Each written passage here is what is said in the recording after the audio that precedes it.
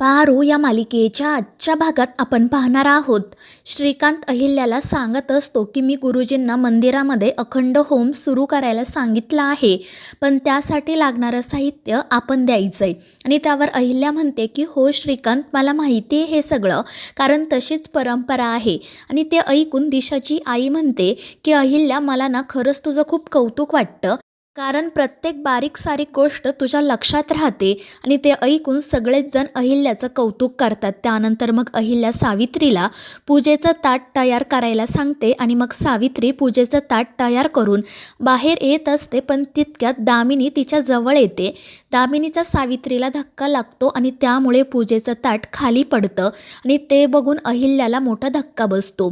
तर दामिनी तिची माफी मागत असते, मात्र घडलेल्या प्रकारामुळे अहिल्या खूप घाबरलेली असते. तिला असं वाटत असतं की आदित्य आणि प्रीतम ठीक नाही आहेत. आणि त्याचवेळी मग दिशाची आईसुद्धा तिला विचारते की प्रीतम हळदीसाठी वेळेवर येईल ना गं. त्यामुळे मग अहिल्याची काळजी अजूनच वाढते. तर दुसरीकडे प्रिया प्रीतमचा फोटो बघत रडत असते. ती म्हणत असते की प्रीतम सर, मला माफ करा, मी तुमची साथ नाही देऊ शकले. आज घरामध्ये जे काही घडत होतं ना, ते बघून मला असं वाटत होतं की माझा श्वास थांबावा आणि मी मरून जावं, पण तुमच्या प्रेमाने मला जगायला शिकवलंय. पण जर तुम्हीच सोबत नसाल तर कसं जगू मी. तर दुसरीकडे रोहित प्रीतमला म्हणत असतो की प्रीतम सर, मी तुमचा शत्रू नाही आहे. मात्र प्रीतम रागातच त्याला विचारतो की मग काय तू माझा मित्र आहेस का, आणि जर मित्र असशील तर मग तू असा का वागला. आणि त्यावेळी पारूमध्ये पडत म्हणते की प्रीतम सर, कधी कधी मित्रसुद्धा असा वागतो. आणि मग आदित्यसुद्धा प्रीतमला सांगू लागतो की हो प्रीतम, आज रोहितने जे काही केलं ना, ते सगळं आमच्या सांगण्यावरूनच केलं. आणि ते ऐकून प्रीतमला आश्चर्य वाटतं. आणि मग आदित्य त्याला काल रात्री घडलेला सगळा प्रकार सांगतो. काल रात्रीच पारू आणि आदित्य रोहितला भेटण्यासाठी गेलेले असतात. आणि मग पारू रोहितला सांगते की प्रीतम सरांचं आणि प्रिया मॅडमचं एकमेकांवर खूप प्रेम आहे. त्यांना एकमेकांशी लग्न करायचे आणि त्यासाठी आबासाहेबांची परवानगी मिळावी, म्हणूनच आम्ही इथे आलोय. आणि ते ऐकून मग रोहित त्यांना विचारतो की म्हणजे तुम्ही नोकर नाही आहात का. आणि त्यावर पारू सांगते की नाही. आणि मग ती आदित्य आणि प्रीतमची खरी ओळख रोहितला सांगते. आणि त्या दोघांची खरी ओळख कळल्यावर रोहितला खूप आनंद होतो. तो आदित्यच्या तर पाया पडतो आणि त्याला म्हणतो की आदित्य सर, खरं तर अहिल्यादेवी किर्लोस्करांचे माझ्यावर खूप उपकार आहेत. माझे वडील साधे शेतकरी आहेत. माझ्या शिक्षणासाठी त्यांच्याकडे पैसे नव्हते. त्यावेळी किर्लोस्कर ट्रस्टने माझी खूप मदत केली. माझी सगळी फी त्यांनी भरली आणि म्हणूनच आज मी स्वतःच्या पायावर उभा आहे. मी तुमच्यासाठी काही केलं ना, तरी मी तुमचे उपकार कधीच फेडू शकणार नाही. पण आता जर मला तुमच्यासाठी काही करायची संधी मिळाली ना, तर मला खरंच खूप आनंद होईल. आणि मग त्यानंतर पारूने आणि आदित्यनेच रोहितला लग्नातून माघार घ्यायला सांगितलेली असते. आणि म्हणूनच मग रोहितने साखरपुड्याच्या वेळी ते सगळं नाटक केलेलं असतं. आणि हे सगळं प्रीतमला कळाल्यावर त्याला आश्चर्य वाटतं. तर रोहित म्हणत असतो की प्रीतम सर, तुमचं आणि प्रिया मॅडमचं लग्न व्हावं म्हणूनच मी लग्नातून माघार घेतली. आणि मग आबासाहेब तुमच्या लग्नासाठी तयारही झाले होते, पण मग तुम्ही घरातून का निघून आलात. आणि त्यावेळी मग प्रीतम रोहितला सांगू लागतो की माझ्या आईसाठी तू एवढं सगळं केलंस, तर मग मी सुद्धा तिची मान खाली कशी जाऊ देईल ना. जर मी आज आबासाहेबांसोबत खोटं बोलून प्रिया मॅडमसोबत साखरपुडा केला असता, तर मी कधीच माझ्या आईसमोर उभा राहू शकलो नसतो. तर दुसरीकडे प्रिया खूप रडत असते आणि तितक्यात प्रताप त्या ठिकाणी येतो. तर प्रिया रडतच त्याला मिठी मारत म्हणते की भाई, सगळं संपलं आहे आता. मात्र प्रताप म्हणत असतो की प्रिया, तू प्रीतमशिवाय नाही जगू शकणार, माहिती आहे मला. आणि मला हे सुद्धा माहिती आहे की ते दोघेजण तुला घेतल्याशिवाय येथून जाणार नाही. ते खरंच खूप जिद्दी आहेत. आणि मग प्रताप प्रियाला सांगतो की तू लगेच प्रीतमला कॉल कर आणि ते कुठे आहेत ते विचार. मग प्रिया लगेच प्रीतमला कॉल करते. प्रीतम तिला ते सगळेजण गावाच्या बाहेर असणाऱ्या मंदिरात असल्याचं सांगतो. आणि मग प्रताप प्रिया लगेच तिकडे जाण्यासाठी निघतात. दुसरीकडे पूजेचं ताट पडल्यामुळे अहिल्या खूप काळजीत असते. श्रीकांत तिची समजूत काढण्याचा प्रयत्न करत असतो, मात्र अहिल्या म्हणते की माझ्या मनाची समजूत नाही निघणार, त्यापेक्षा तू मुलांना फोन कर. आणि मग श्रीकांत आदित्यला कॉल करतो.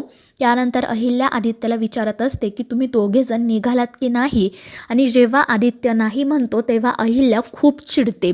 ती आदित्यला म्हणत असते की तू एवढा बेजबाबदार कधीपासून वागायला लागलास, तुला माहिती आहे ना, आज प्रीतमची आणि दिशाची हळद आहे, मुहूर्ताची वेळ निघून गेली तर ते मला सहन होणार नाही.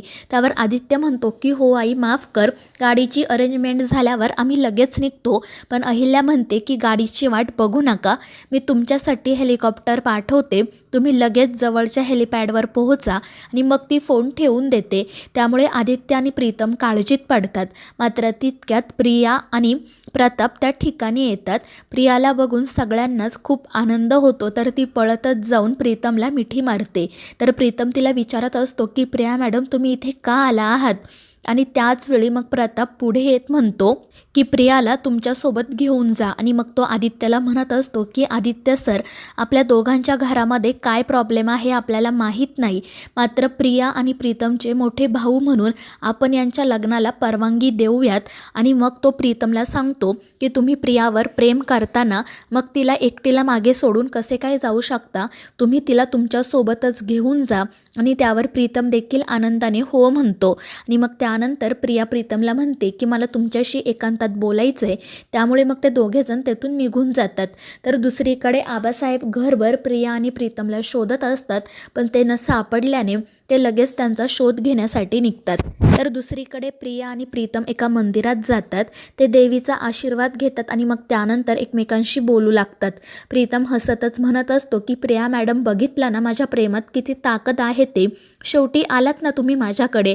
तर प्रिया म्हणत असते की मला तर असं वाटते की माझ्या प्रेमात जास्त ताकद आहे, कारण मग माझ्यासाठी तुम्ही शहरातील तुमचा ऐशो आराम सोडून गावात आलात. आणि ते ऐकून प्रीतम म्हणतो की अगदी खरं आहे हे. आणि मग तो प्रियाला सांगू लागतो की मला तर ना हे सगळं खरं वाटतच नाही आहे. म्हणजे बघा ना, कुठे मी शहरात राहणारा ऐशो आरामात राहणारा मुलगा आणि कुठे तुम्ही गावात राहणाऱ्या, मी कधी गावात येतो काय, तुम्हाला बघतो काय आणि तुमच्या प्रेमात पडतो काय.